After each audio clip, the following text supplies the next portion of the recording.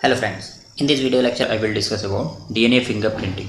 इसके पहले हम लोग ह्यूमन जीनोम प्रोजेक्ट के बारे में बात कर चुके हैं। उस लेक्चर की लिंक इस लेक्चर के डिस्क्रिप्शन बॉक्स में दी हुई है, आप लोग इसलिए यहाँ से देख सकते हैं। अगर फ्रेंड अभी तक आप लोग चैनल को सब्सक्राइब नहीं किए हैं तो चैनल को सब्सक्राइब करिए, जिससे कि न्यू वीडियो की अपडेट आप लोगों को मिलती रहे और आप लोग ज़्यादा से ज़्यादा वीडियो अपने फ्रेंड ग्रुप में भी शेयर करिए। तो आइए स्टार्ट करते हैं डीएनए फिंगरप्रिंटिंग। इसको हम लोग और दूसरा क्या बोल सकते हैं, इसको बोलते हैं डीएनए प्रोफाइलिंग। ओके, और इस टेक्निक की सबसे पहले जो डिस्कवरी की थी वो किसने की थी? एलेक्स जेफरी ने की थी।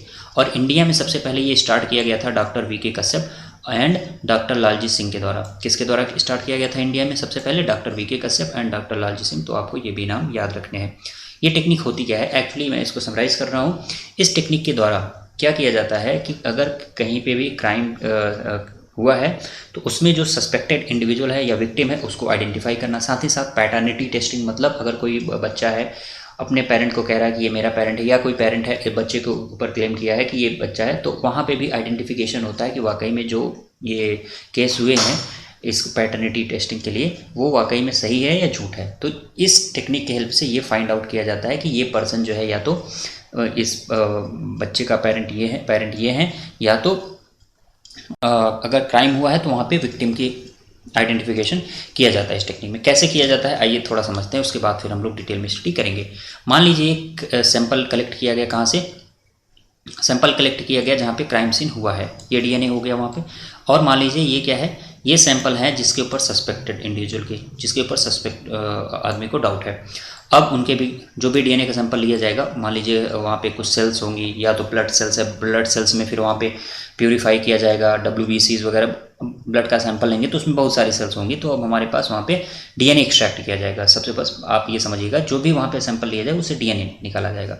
अब डीएनए निकालने के बाद इसको क्या किया जाएगा? डीनेचर किया जाएगा, इसको फ्रैगमेंट में कट किया जाएगा with the help of endonuclease. अब ये फ्रैगमेंट में कट करने के लिए हम लोग क्या करते हैं? एंडोन्यूक्लियस मॉलिक्यूलर सीजर जिसको हम लोग बोलते हैं। ये सारी टेक्निक जो टर्म आएंगे कुछ ऐसे, ये हम लोग बायोटेक्नोलॉजी में डिटेल में पढ़ेंगे, बट यहाँ पे हम लोग स्टार्टिंग में भी पढ़ चुके हैं जब हम लोग DNA structure of DNA start किए थे या उसके पहले। तो वहाँ पे एंडोन्यूक्लियस क्या होता है, एक्सोन्यूक्लियस क्या होता है, रिपीटेटिव डीएनए क्या होते हैं, ये सारा पढ़ लिए थे, बट अब उसका यूज यहाँ पे आएगा और डिटेल हम लोग बायोटेक्नोलॉजी में पढ़ेंगे। तो हमने देखा यहाँ पे क्या किया कि जो डीएनए एक्सट्रैक्ट किया गया उसको हम लोग with the help of endonuclease से क्या कर रहे हैं? कट कर रहे हैं। कट करने के बाद अब देखिए इससे कितने फ्रैगमेंट बन रहे हैं? 1 2 3 फ्रैगमेंट यहाँ पे बन रहे हैं। मान लीजिए ऐसे कुछ इस तरीके से जो हमारे क्राइम सीन पे मिला हुआ है।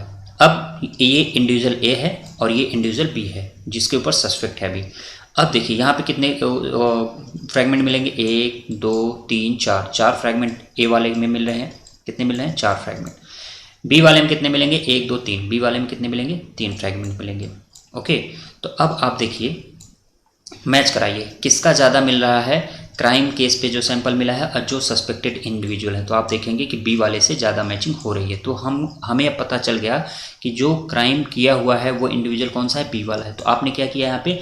With the help of DNA fingerprinting identify the person. Okay, इसी तरीके से पैटर्निटी टेस्टिंग में भी सेम यही चीज़ होता है। सैंपल कलेक्ट करते हैं, डीएनए को ब्रेक करते हैं, फिर उसका ऑटो रेडियोग्राफी होता है। उसके बाद फिर ये हम सारी स्टेप देखेंगे, बट एक समराइज वे में आपको बता रहा हूँ। तो इस तरीके से हम क्या कर रहे हैं यहाँ पे? आइडेंटिफाई कर रहे हैं किसको? इंडिविजुअल को। अब आइए और डिटेल में देखते हैं।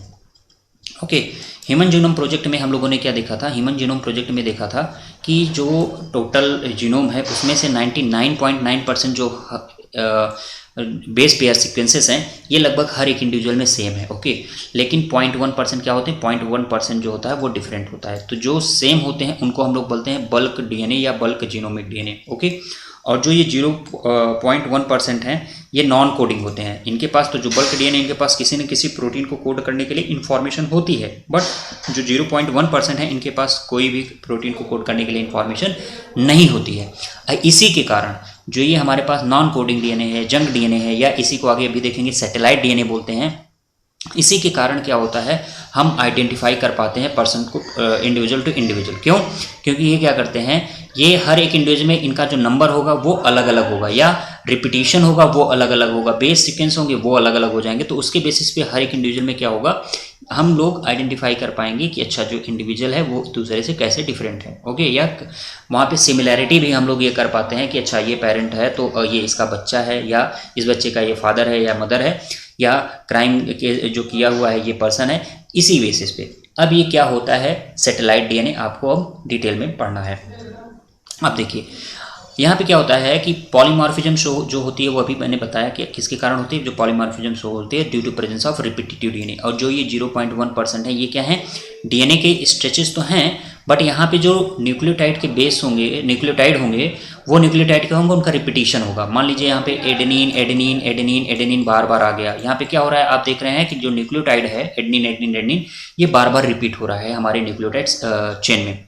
अब यही क्या ये हो गया रिपीटेटिव डीएनए, और ऐसे रिपीटेटिव डीएनए को हम लोग क्या बोलते हैं, सैटेलाइट डीएनए बोलते हैं। ओके, अब ये satellite DNA on the basis of base composition, adenine thymine है कि ग्वानिन साइटोसिन है, लेंथ ऑफ सेगमेंट का मतलब जो ये बेस पेयर का रिपीटिशन है वो कितनी न्यूक्लियोटाइड का है, 2 न्यूक्लियोटाइड का है, 4 न्यूक्लियोटाइड का है, 10 न्यूक्लियोटाइड का है, 20 न्यूक्लियोटाइड का एक रिपीटिंग यूनिट है।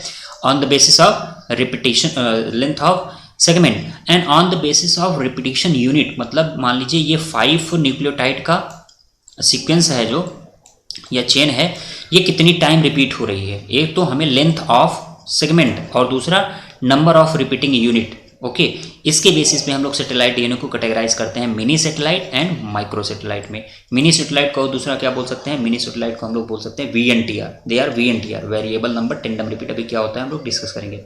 माइक्रो सैटेलाइट को क्या बोलते हैं, माइक्रो सैटेलाइट को हम और बोल सकते हैं शॉर्ट टेंडम रिपीट। क्या बोल सकते हैं, शॉर्ट टेंडम रिपीट। अब देखिए on the basis of repetition हम लोगों ने देखा था ना लेंथ ऑफ सेगमेंट, तो यहाँ पे जो सेगमेंट होगा डीएनए का उसमें कितने बेस पेयर होंगे, 10 to 60 बेस पेयर का होगा। कितना होगा, 10 to 60 बेस पेयर का। अब माइक्रो सैटेलाइट में जो शॉर्ट टेंडम रिपीट है वो कितने बेस पेयर के हो जाएंगे, 1 to 9 बेस पेयर के। मतलब यहाँ पे जो एक रिपीटिंग यूनिट होगी वो कितने न्यूक्लियोटाइड की सीक्वेंस होंगे, 1 to 9 बेस पेयर के। अब देखिए STR और VNTR। STR हमने बोला क्या होते हैं, STRs are micro satellite, okay, और VNTR variable number tandem repeat, इसका फुल फॉर्म है, आपको याद रखना है, दे आर मिनी सैटेलाइट। यहाँ पे जो बेस पेयर होगा, बेस पेयर एक यूनिट होगी कितने बेस पेयर तक की हो जाएगी, 1 to 9 बेस पेयर। यहाँ पे जो एक यूनिट होगी कितने बेस पेयर की हो जाएगी, 10 to 60 बेस पेयर। यहाँ पे जो रिपीटिंग यूनिट होगी, मान लीजिए अब ये बेस पेयर की तो हो गई, अब यहाँ पे रिपीटिंग यूनिट कितने टाइम ये रिपीट कर सकता है हमारे पूरे डीएनए में, तो ये 5 to 200 रिपीट्स होते हैं। मतलब ये 5 to 200 टाइम्स जो है डीएनए स्ट्रेचेस पे, जो हमारे पास डीएनए स्ट्रेच है ह्यूमन सेल में, उतने टाइम ये रिपीट कर सकता है। इसी तरीके से VNTR कितने टाइम रिपीट कर सकता है, 10 to 1500 टाइम ये रिपीट कर सकता है। अब अगर टोटल हम इस जो डीएनए है, टोटल डीएनए, उसमें अगर हम इसकी साइज देखें तो कितने बेस पेयर हो जाएगी, 10 to 1000 बेस पेयर। आप लोग इसलिए कैलकुलेट भी कर सकते हैं, नंबर ऑफ रिपीट यूनिट और number of repeats and length of repeating unit. इससे आप कैलकुलेट करेंगे तो आपको मिल जाएगा 10 to 1000 बेस पेयर हो सकता है। और VNTR की साइज टोटल डीएनए स्ट्रेच में कितना हो जाएगी, 0.1 to 20 किलो बेस पेयर। आपको याद रखना है कितना है, किलो बेस पेयर है, नॉट बेस पेयर। यहाँ पे किलो बेस पेयर मतलब 1000 से मल्टीप्लाई कर देंगे आप। अब देखिए, अब मान लीजिए जो आपका डीएनए स्ट्रेचेस है, ठीक है, जो डीएनए स्ट्रेचेस है, इसमें जो ये शॉर्ट न्यूक्लियोटाइड रिपीट है ना, ओके, शॉर्ट न्यूक्लियोटाइड रिपीट है, इनको हम लोग क्या बोल रहे हैं, वेरिएबल नंबर टेंडम रिपीट बोल रहे हैं।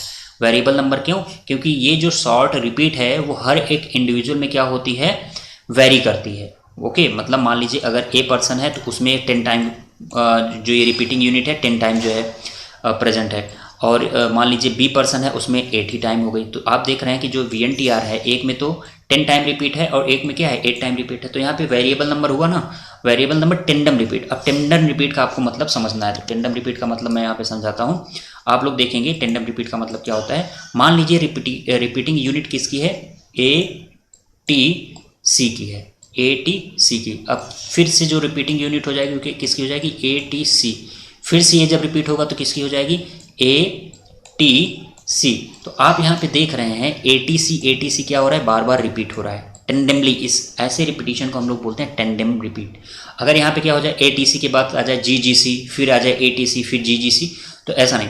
वहाँ पे जो भी एक यूनिट होगी, एक रिपीटिंग यूनिट अगर हम इसको बोल रहे हैं, तो ये जैसे ही ये यूनिट खत्म होगी वैसे ही फिर से हमारे पास ATC का रिपीटिशन होना चाहिए। तो ऐसे रिपीटिंग यूनिट को हम लोग बोलते हैं टेंडमली रिपीट।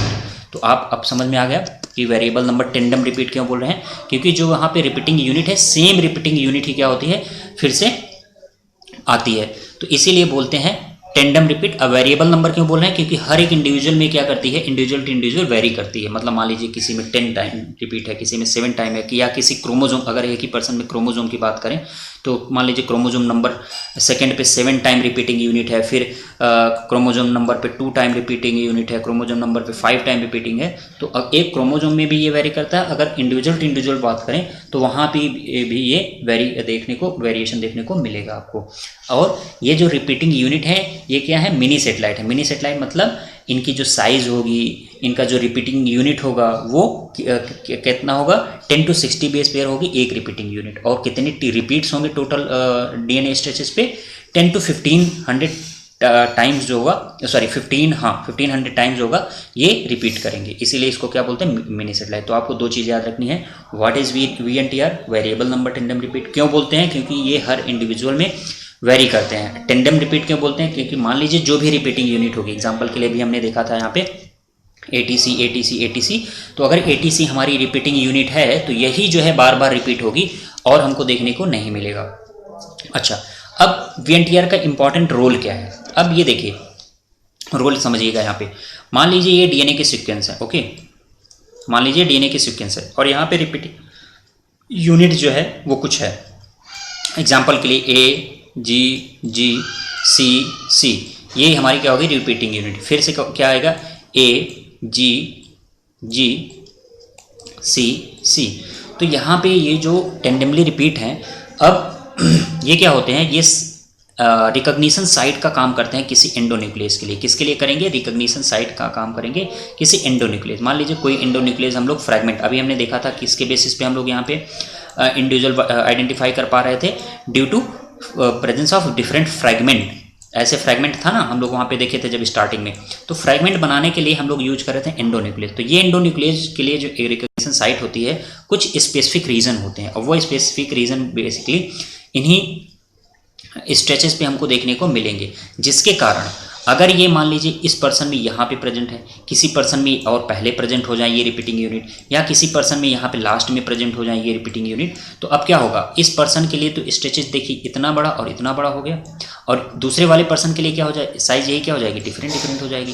तो आप देख रहे हैं due to presence of VNTR, और ये रिपीटिंग यूनिट क्या है, VNTR है। Due to presence of VNTR we find different fragment of DNA after digestion with endonucleases। जब एंडोन्यूक्लियस हम डाइजेस्ट कराएंगे DNA फ्रैगमेंट को, तो इन्हीं VNTR के कारण हमको डिफरेंट फ्रैगमेंट देखने को मिलेंगे।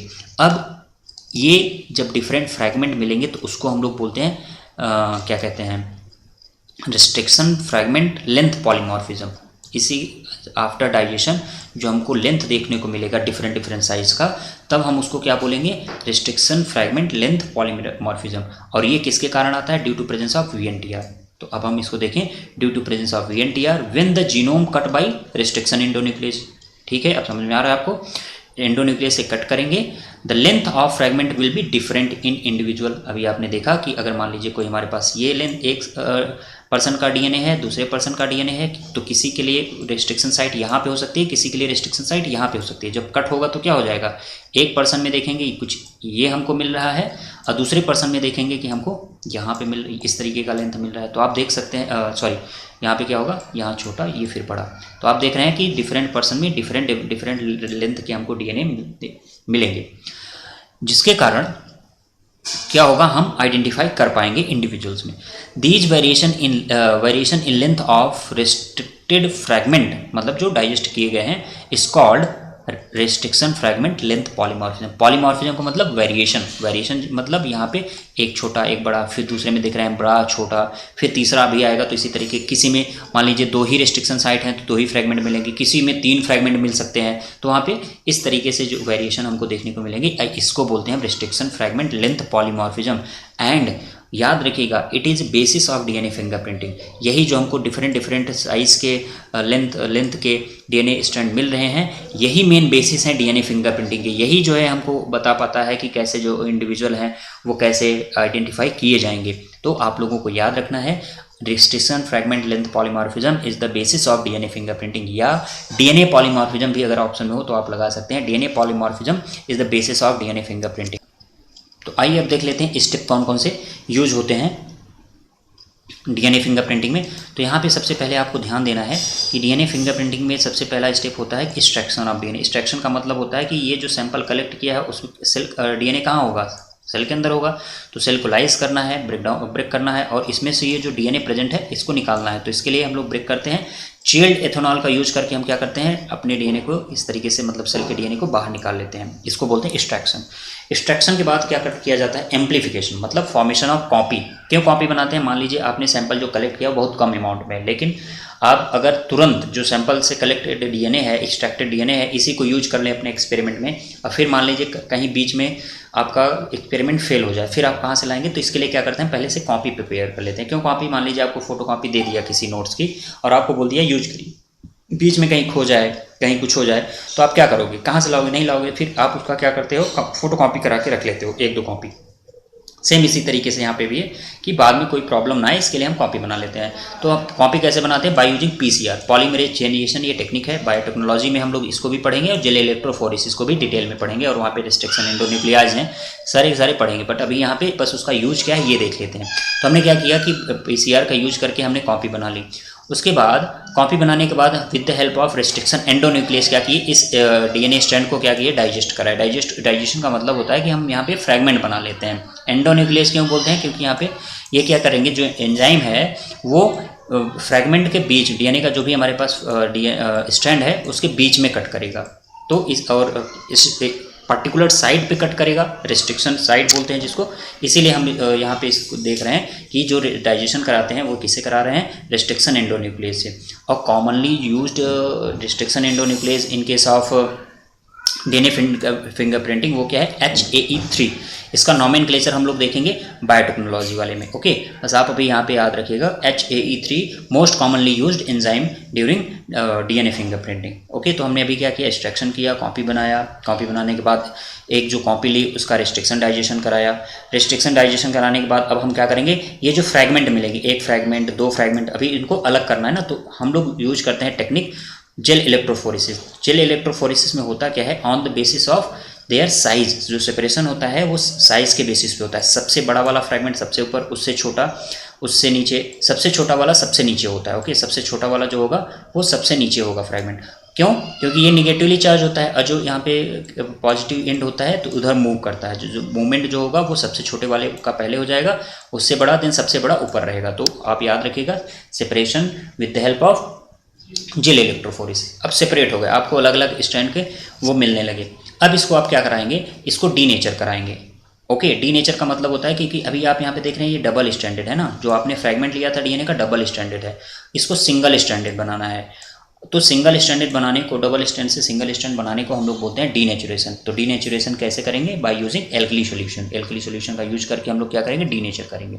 डीनेचर करने के बाद हम इन फ्रैगमेंट को अब क्या करते हैं, ये अनस्टेबल है, मतलब जो जेल बेड पे होता है वो अनस्टेबल होता है। जेल बेड क्या होता है, जो हम लोग इलेक्ट्रोफोरेटिक मीडियम में सेपरेशन के लिए मीडिया यूज करते हैं वो होता है जेल बेड बोलते हैं उसको। अब इसको हम लोग एक नायलॉन पेपर पे क्या करते हैं, जो डीएनए के फ्रैगमेंट मिले हैं उनको हम लोग कह सकते हैं उस पर ले लेते हैं। तो लेते कैसे हैं, मान लीजिए आपके पास ये जेल बेड है, इसी के ऊपर एक कवर लगा दी किसका, नायलॉन पेपर का। तो जितने भी डीएनए के बैंड है उस पर आ जाती हैं। ओके, अब ये जो डीएनए के स्ट्रैंड है, फ्रैगमेंट हैं, अब ये क्या आ गए, पेपर पे आ गए। तो इसको हम लोग बोलते हैं सॉदर्न ब्लॉटिंग। क्या बोलते हैं, सॉदर्न ब्लॉटिंग। इस प्रोसेस को, मतलब जेल बेड से डीएनए स्ट्रैंड को कहाँ पे ले आना, नायलॉन शीट पे ले आना, इस प्रोसेस को क्या बोलते हैं, नॉर्दर्न ब्लॉटिंग। अगर यही सेम चीज़, सेम प्रोसेस होता है बट यहाँ पे जो डीएनए स्ट्रैंड है वहाँ पे आरएनए स्ट्रैंड होता है, तो उसको बोलते हैं नॉर्दर्न ब्लॉटिंग। क्या बोलते हैं, नॉर्दर्न ब्लॉटिंग। और वेस्टर्न ब्लॉटिंग बोलते हैं इनके साथ प्रोटीन।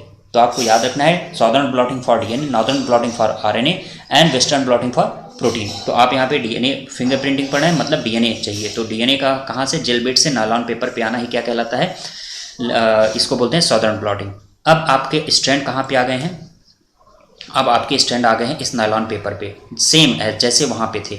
ओके, बट ये कैसे हैं, सिंगल स्ट्रैंडेड है। आपको ये भी याद रखना है, सिंगल स्ट्रैंडेड। अब इसका हम लोग क्या कराते हैं, हाइब्रिडाइजेशन कराते हैं by using radio active DNA probe. अब जो रेडियो एक्टिव बनाते हैं वो फॉस्फेट पे हम लोग क्या करते हैं, जो नॉर्मल फॉस्फेट होता है P30 पॉइंट समथिंग होता है, तो वहाँ पे हम लोग जो रेडियो लेवल लेते हैं वो कितना होता है, P32 वाला लेते हैं। अब ये जो प्रोब होते हैं वो क्या होते हैं, VNTR के कम्प्लीमेंट्री सीक्वेंसेस होते हैं। ये क्या होते हैं? VNTR के कम्प्लीमेंट्री सीक्वेंसेस, क्योंकि ये जो हमको फ्रेगमेंट मिल रहे हैं ये क्या हैं? ये VNTR ही तो हैं। ये जो VNTR ही तो हम लोग देख रहे थे, ये क्या होते हैं? VNTR वेरिएबल साइज के है ना, वेरिएबल नंबर टेंडम रिपीट। इसी के कम्प्लीमेंट्री जो हम लोग रेडियो लेबल्ड DNA प्रॉब लेते हैं, 4 to 6 DNA प्रॉब लेते हैं, और ये क्या करते हैं, जब इस पेपर में डालेंगे, पेपर पर डालेंगे, तो ये क्या करेंगे, जो कम्प्लीमेंट्री स्ट्रैंड होगा VNTR वाला, वहाँ से बाइंड कर जाएंगे।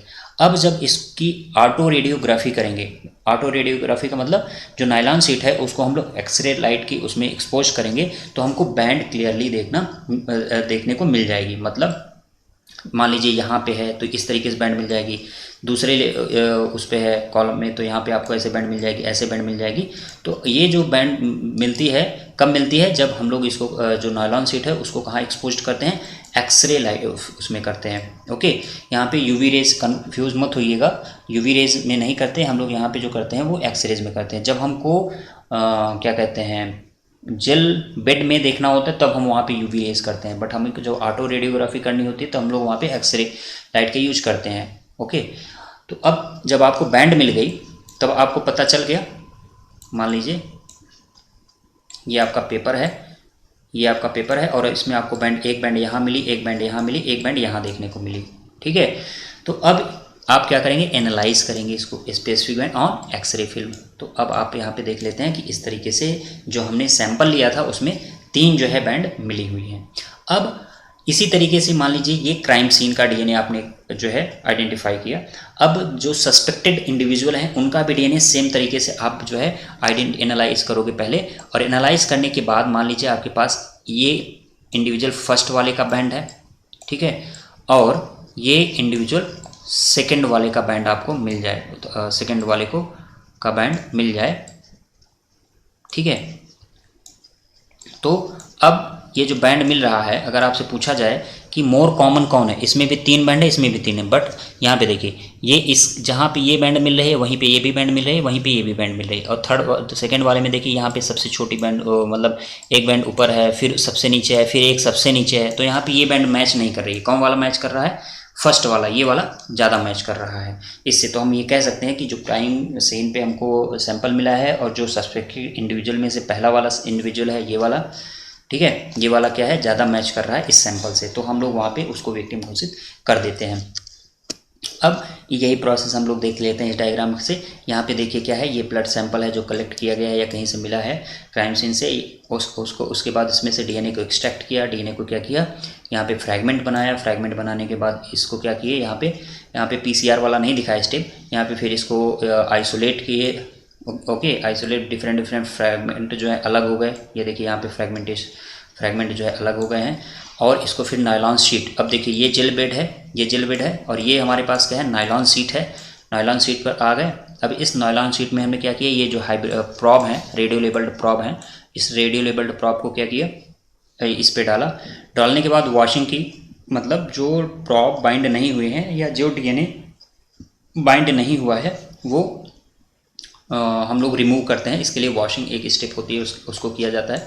वॉशिंग करने के बाद एक्सरे, यहाँ पे देखिए ये एक्सरे फिल्म जो होती है प्लेस करते हैं, और यहाँ पे हम लोग इसका क्या करते हैं, एक्सरे हम लोग ऑटो रेडियोग्राफी करते हैं। ऑडियो रेडियोग्राफी करने के बाद हमको देखिए यहाँ पे X-ray film is develop to make visible pattern band.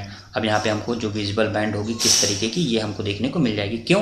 क्योंकि हमको ये जो बैंड होती है नेकेड आई से नहीं देख सकते, तो नेकेड आई से नहीं देखते तो आप लोग देखते हैं कि जैसे हम लोग जनरली जाते हैं एक्सरे कराने, तो हड्डी तो हमको कहाँ क्रैक हुई आंखों से देख सकते हैं क्या? नहीं देख सकते ना, अगर हेयर लाइन क्रैक होता है नहीं दिखता। लेकिन जब हम लोग इस तरीके से एक्सरे वगैरह लेते हैं तो उसमें हमको सारी चीज़ें दिख जाती हैं। तो सेम यही है यहाँ पे, बस यहाँ पे क्या हो रहा है, gel bed, nylon paper sheet, ये सब का यूज किया जा रहा है, और सेम प्रोसेस वही होगी। तो आप देखिए उसमें क्या होता है, हड्डी जहाँ पे क्रैक होती है वहाँ पे दिख जाता है कि नहीं दिखता। सेम इसी तरीके से यहाँ पे जब जेल बेड में बैंड होगी तो बैंड दिख जाएगी एक्सरे फिल्म पे। तो ये इस तरीके से एनालाइज फिर करते हैं हम लोग, और जितने भी सैंपल हैं उसको पहले कलेक्ट करेंगे, एनालाइज करेंगे, फिर उसमें आइडेंटिफाई करेंगे कौन ज़्यादा मैच कर रहा है। जो बैंड, अब मान लीजिए इसी के पैरेलल, समझिएगा, इसी के पैरेलल एक सीट और मैं बना दूं और कुछ इस तरीके की, ठीक है। अब इसमें भी यहाँ पे बैंड हो जाए, यहाँ पे बैंड हो जाए, यहाँ पे बैंड हो जाए, क्या ये मैच कर रही है? नहीं मैच कर रही ना, क्योंकि इसमें देखिए कई बैंड है, ये है, ये है, ये है, ये है, कई बैंड है, तो ये मैच नहीं है। मतलब अगर ऐसा सैंपल ऐसा होगा कि जिस इंडिविजुअल में इस तरीके की बैंड होगी तो ये मैच नहीं करेगा। जो इस तरीके का होगा, जो मान लीजिए जिस इंडिविजुअल का सैंपल इस तरीके से होगा वही जो है मैच करेगा और वही जो है क्या होगा, विक्टिम होगा। इसको हम लोग एक एनसीईआरटी में डायग्राम दिया हुआ है उससे भी समझ लेते हैं, इसको भी क्लियर होना चाहिए आपको। ये मान लीजिए क्या है, ये पैटर्नल क्रोमोसोम है। ओके, मतलब अगर हमारे पास डिप्लॉयड सेल है तो डिप्लॉयड सेल में एक सेट क्या होता है, पेरेंट्स का होता है, एक मैटरनल मतलब मदर से आता है। तो ये जो हमारे पास क्रोमोसोम है इसमें देखिए ये क्या है, पैटर्नल वाले में ये है VNTR है, ये जो रेड में है या येलो में है या ब्लू में दिख रहा है आपको, ये VNTR है। अब इसमें देखिए पैटर्नल वाले में देखिए 3 है यहाँ पे, और यहाँ पे क्या है 4 है, और यहाँ पे जो ये भी देख लीजिए किसका किसका है। तो ये जो दोनों क्रोमोसोम है ना, ये अलग अलग इंडिविजुअल के हैं। ये किसका है, ये ए का है और ये वाला बी का है। ओके, तो आप दोनों अलग अलग समझिएगा। तो इसमें जो पैटर्नल मैटरनल दो में से एक को समझिएगा पैटर्नल, एक को मैटरनल, पैटर्नल मैटरनल। तो यहाँ पे देखिए क्रोमोसोम नंबर 7 को लिया गया है एग्जाम्पल के तौर पे, और किसको लिया गया है, क्रोमोसोम नंबर 2 को एंड क्रोमोसोम नंबर 16 को। अब इसमें क्या किया कि इसमें VNTR जो है उसको लिया गया, देखा गया। ओके, अब इसी तरीके से इंडिविजुअल बी वाले में देख लीजिए, इंडिविजुअल बी वाले में जो देखिए VNTR पेरेंट वाले में ज़्यादा, मैटरनल में कम है, पैटर्नल में ज़्यादा, मैटरनल में कम है, पैटर्नल में ज़्यादा है, मैटरनल में कम है। तो अब क्या करेंगे, सारा प्रोसेस करेंगे, स्टेप करेंगे। स्टेप करने के बाद ये जो वो है सैंपल है वो कहाँ पे है, ये क्राइम सीन पे मिला हुआ है। ओके, क्राइम सीन पे मिला हुआ है। यहाँ पे भी क्राइम सीन पे कौन कौन से क्रोमोसोम को आइडेंटिफाई किया गया है, क्रोमोसोम नंबर 7 आप यहाँ पे देखिए, chromosome number 7, chromosome number 2 and chromosome number 16 को लिया गया है। और यहाँ पे भी जो इंडिविजुअल के सैंपल में क्रोमोसोम नंबर लिया गया वो भी 7, 2 एंड 16 लिया गया है। इसको भी पूरा स्टेप प्रोसेस फॉलो किया, सी वाले के लिए भी और ए और बी वाले के लिए भी। अब देखिए सी में एक बैंड यहाँ है, 2 यहाँ है, 3 4 यहाँ 5, हमको कितनी बैंड देखने को मिल रही है, 1 2 3 4 5 6 बैंड देखने को मिल रही है, 6 बैंड देखने को मिल रही है। ए वाले में कितनी बैंड देखने को मिल रही है, 1 2 3 4 5 6 यहाँ पे भी मिल रही है।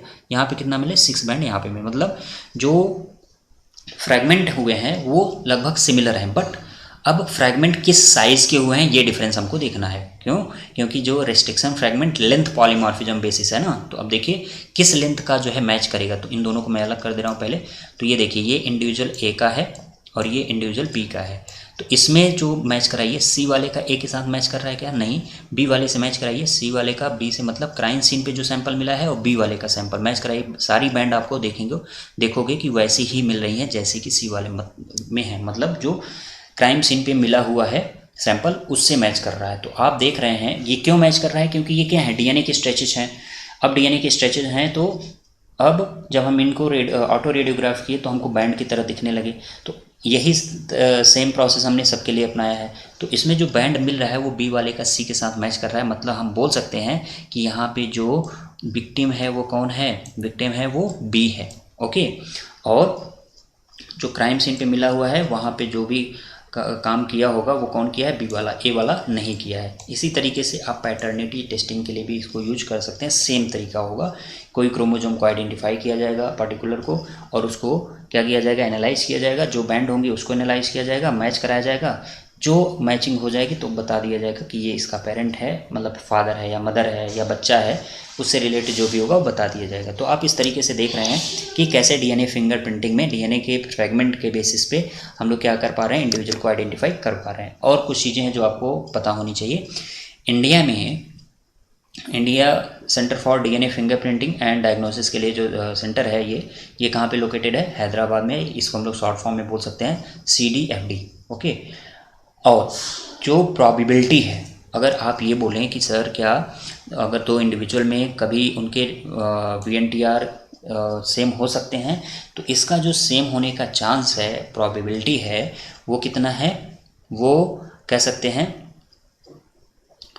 अगर देखें 1 in 10 बिलियन, अगर मिनी सेटेलाइट या VNTR की बात करें हम लोग, तो 10 बिलियन में एक केस ऐसा हो सकता है कि उस इंडिविजुअल में, मतलब दोनों इंडिविजुअल के जो VNTR हैं या कह सकते हैं सीक्वेंसेस हैं वो सेम हो। तो आप लोगों को याद होना चाहिए, कभी एग्ज़ाम में पूछ सकता है, तो अभी तक तो नहीं पूछा है, बट आपको याद होना चाहिए कि क्या प्रॉबिलिटी है 2 इंडिविजुअल के मिनी सेटेलाइट सेम हो या लोकेशन सेम हो उसमें या रिपीटिशन सेम हो, तो 1 in 10 बिलियन।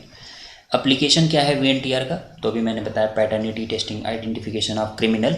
मेन जो है एप्लीकेशन इसका यही है जो कि फॉरेंसिक साइंस में यूज़ किया जाता है। इस ज़्यादा से ज़्यादा यूज करके बताया जा सकता है या आइडेंटिफाई किया जा सकता है क्राइम को या क्रिमिनल को, या तो जो भी मदर या फादर है।